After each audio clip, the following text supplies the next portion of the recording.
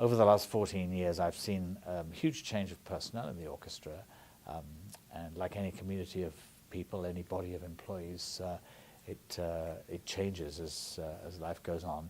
And I'm interested to see when we start rehearsals how many of the orchestra actually played from the first symphony right up until the ninth. We have done the Adagietto 10th movement. We didn't do them in order, but we did begin with the first, and we are ending with the ninth.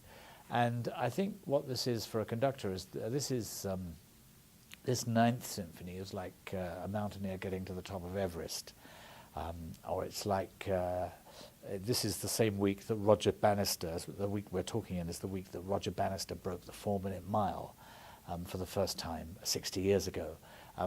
It's that kind of a hurdle. So for any conductor to have conducted all of Mahler's symphonies, most conductors don't actually get to do that, and let alone conduct them several times. So for me, conducting this piece at this point in my life, having been preparing it at pretty much the same age that Mahler was writing it at, which is cool only insofar as I hope I live a little longer than he did.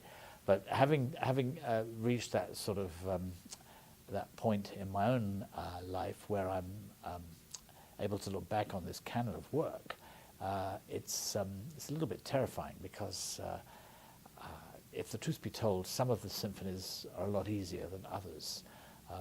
The Fifth Symphony I've always found very, very hard to bring off, very difficult to make it speak, very difficult to get the tempo right in the slow movement, very difficult to organize the first two movements, and very tiring in the last movement.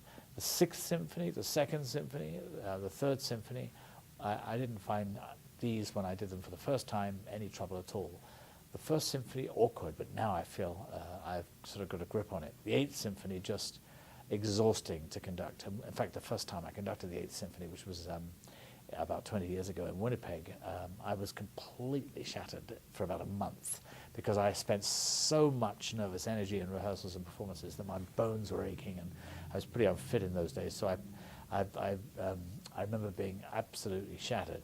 But anyway, now I've come to the end of this incredible journey of these works, and after this, I will never again conduct a symphony by Mahler for the first time, and that's actually quite a daunting thing. It's a very, I will conduct Mahler's music for the rest of my life, but I will never again conduct one for the first time, prepare it for the first time, mark my score up for the first time. I will never again sit at the piano and play it through for the first time. I mean, I've known this symphony for many, many years. This is actually the first time I've done this symphony. So even though I've known it for many, many years, actually preparing to conduct it is different because having thought for years that what I would do with it and these tempi and these kinds of colors and this kind of architecture, when you actually come to do it, it's a whole different game because you find that this tempo doesn't balance with this one, or there's light and shade in the music. There are places where you want to have ebb and flow that Mahler hasn't marked. He probably would have marked had he lived a little bit longer, but since he never heard the piece, he never actually got down to putting those final markings in. So all those things put aside, life won't be quite the same because there'll never be, unless they discover one sitting in a library, there'll never be a wholly Mahler-written symphony that I'll have to prepare from scratch again. And that's a kind of odd thing to have to face.